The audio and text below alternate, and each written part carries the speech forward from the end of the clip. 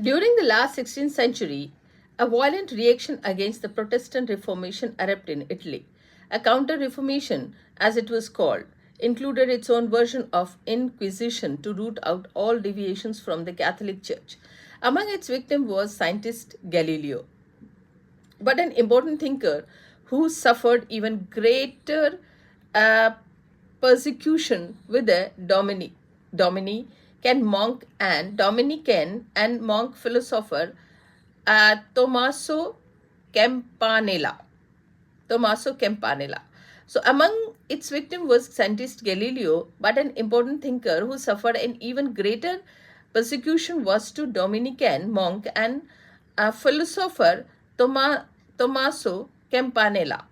A follower of the materialist doctrine of the Roman philosopher Epicurus, Campanella did not believe in miracle or even in heaven and hell. The church he had promoted such superstition, he wrote, to control the common folk by keeping them in fear. Such idea verged on atheism, and Campanella expressed them incautiously. In 1593, the Inquisition threw him into prison for his heretical belief. 6 years later, as a form of partial release, he was confined to a monastery in Naples.